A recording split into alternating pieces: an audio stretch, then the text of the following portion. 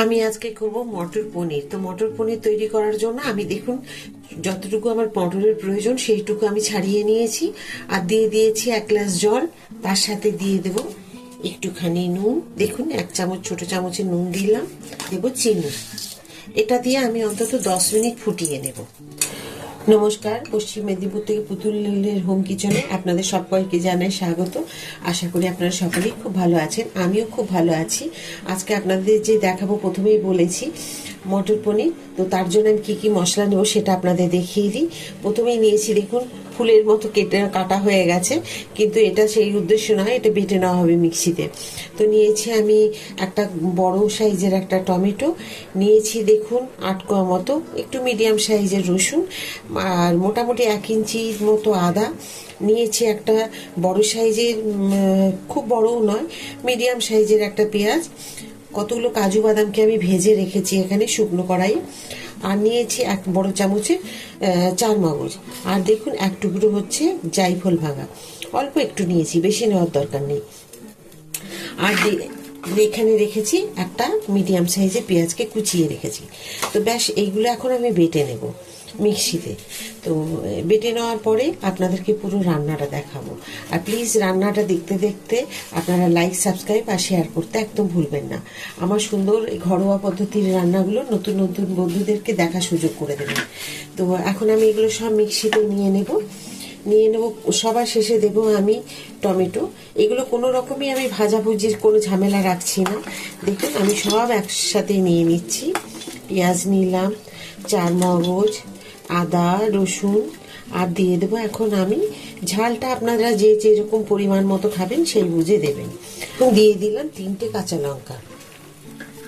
এখন এগুলোকে মিক্সিতে বেটে নেব। এখন দিয়ে দেবো দেখুন এই বাটার সাথে টমেটো দিয়ে আবার একবার এটাকে বেটে নেব। মটরগুলো সেদ্ধ হয়ে গেছে, মোটামুটি 80% সেদ্ধ হয়ে গেছে। তো এগুলোকে এখন আমি নামিয়ে নেব। তো ছানটা দিয়ে আমি এখানে একটা জায়গায় তুলে রেখে দেব এখানে। আর এই যে মটরের জলটা আছে এটা আমি ফেলবো না, এটা আপনাদের দেখাবো আমি আবার কি করছি। তো চলুন, আমি সবগুলো তোলা হয়ে গেছে। এখন এই জলটা আমি সাইডে নামিয়ে রেখে দেব। দেখুন আমি 250 গ্রাম পনির নিয়েছি। পনিরগুলোকে আমি চৌকো করে কেটে নিয়েছি এরকম।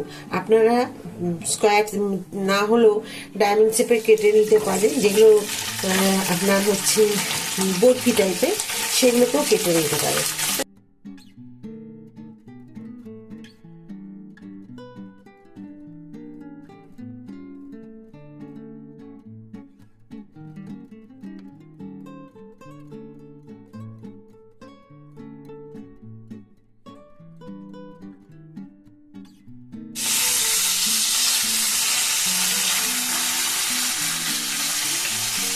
পনিরগুলো আমার ভাজা হয়ে গেছে দেখুন, এর থেকে আর বেশি ভাজবো না। আর এই যে আমি মটরশুঁটি যেটা আমি সেদ্ধ করলাম, নুন আর চিনি দেওয়া আছে, এটার মধ্যে দিয়েই আমি সমস্তগুলো এই পনিরগুলো নিয়ে নেব। তাহলে দেখলেন এই জলটা কিন্তু নষ্ট হলো না, আর জলের মধ্যে নুন চিনি দেওয়াই আছে। পনিরগুলোকে যদি নুন চিনিতে একটুখানি ভিজিয়ে রাখেন উষ্ণ গরম জলে, পনিরের স্বাদটা কিন্তু আরও বেড়ে যাবে। তো এটা একবার করে দেখতে পারেন, আমার কথা মেনে অন্তত দেখে কীরকম হলো সেটা আপনারা অবশ্যই আমাকে কিন্তু কমেন্ট করে জানাবেন যে কেমন হয়েছিল। দেব একটি শুকনো লঙ্কা, দেব 2টো তেজপাতা আর একটুখানি জিরে।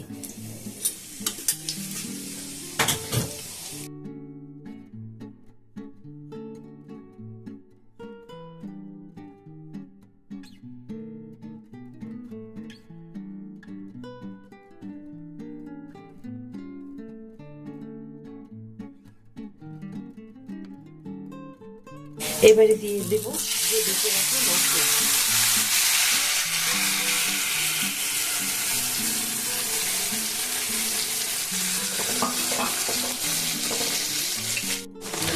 আমি এখন দিয়ে দেবো এখানে পরিমাণ মতো একটু হলুদ,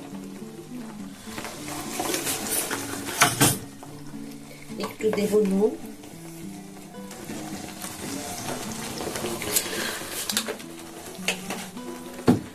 নুন আপনারা কিন্তু বুঝে শুনে দেবেন, খুব বেশি দেওয়া যাবে না, নুন বেশি দিয়ে দিলে কিন্তু নুন পোড়া হয়ে যাবে।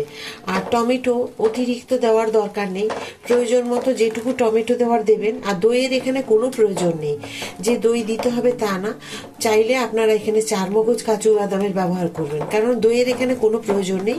যদি আপনারা টমেটো ব্যবহার না করেন তখন কিন্তু দইয়ের ব্যবহার করতে পারেন, কারণ দইটা যদি টমেটো থাকার পরে যদি দইটা দেওয়া হয় ওটা একটা এক্সট্রা ব্যবহার হয়ে যায়।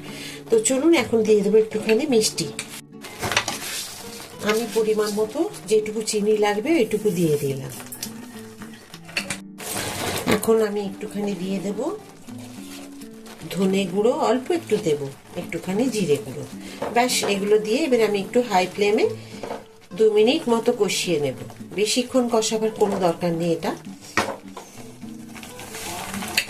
দিয়ে দেবো একটু রেড চিলি পাউডার। এখন সব ভালো করে এগুলোকে মিশিয়ে নেব।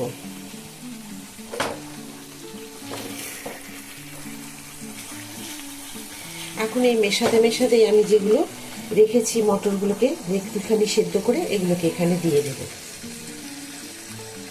আপনারা চাইলে আগেও একটু সেদ্ধ করে নিতে পারেন। আর দেখুন সেদ্ধ করে নেওয়া এগুলো দেওয়ার পরে আবার অন্তত 10 মিনিট একটু সেদ্ধ করে নিলে খুব ভালো মতো হয়ে যাবে। আপনারা চাইলে মটর দিয়ে আগেও একটুখানি করে দিতে পারেন সেদ্ধ।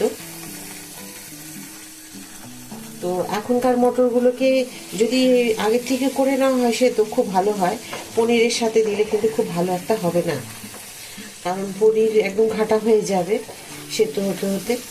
দেখুন আমার যে মশলা কষানো হয়ে গেছে, আর এখানে যে পনিরগুলো ভিজিয়ে রেখেছিলাম এখন এগুলোকে দিয়ে দেব। কি সুন্দর লাগছে দেখতে দেখুন। এখন এই যে জলটুকু আছে দেখুন নষ্ট হলো না, ওর মধ্যে নুন ছিল, আপনারা দেখেছেন, একটু মিষ্টিও ছিল, সেটাও আপনাদেরকে দেখিয়েছি আমি। তো এবারে এটাকে আমি ঢাকা দিয়ে দেব। ঢাকা দিয়ে 10 মিনিট আমি এটাকে ফুটিয়ে নেব।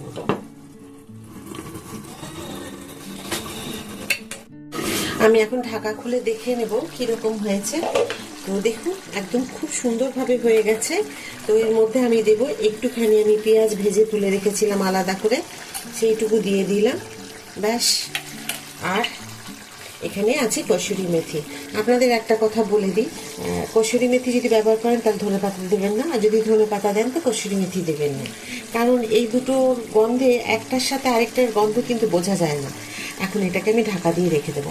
অবশ্য আমি বলছি বলেই না, আপনারা একবার দেখবেন এগুলো করে যে সত্যি ঠিক কিনা। আর দেখুন পনিরটা কীরকম নরম হয়েছে, এই দেখুন, দেখতে পাচ্ছেন একদম যেন নরম, একবার তুলতুল করছে তুলোর মতো। তো চলুন এটাকে এখন ঢাকা দিয়ে রেখে দিই। কেমন হয়েছে বলবেন কিন্তু, রান্নাটা খুব সহজভাবে দেখিয়েছি কিনা।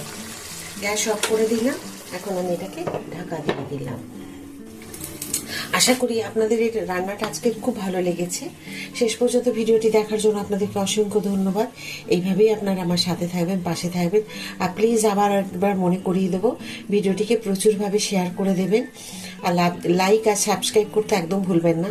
আর নতুন বন্ধুরা যারা আমাকে কমেন্ট করেছেন, একদিন অবশ্যই আপনাদের কমেন্ট নিয়ে আমি বসবো, আপনাদেরকে বলবো, বা আপনাদের নাম নিয়েও বলবো যা আপনারা কমেন্ট করেছেন। একজন দিদিভাই আমার এই মুহূর্তে নামটা মনে নেই, উনি পুরো ফুল ওয়াচ টাইম দেখেছেন, দেখেছেন আমার ভিডিওটি। তো এইভাবেই আপনারা সবাই আমার ভিডিওগুলো দেখলে আমি এগিয়ে যেতে পারবো। টেনে দেখবেন না, কারণ ছোটোখাটো টিপসগুলো যেগুলো আমি বলে থাকি হয়তো স্কিপ করে বেরিয়ে গেলে সেগুলো জানতে পারবেন না, বাবা শুনতেও পারবেন না। তো চলুন, অনেক কথা বললাম। তো আরেকটা নতুন ভিডিওতে নতুন রান্না নিয়ে আপনাদের সকলের কাছে আবার আমি চলে আসবো।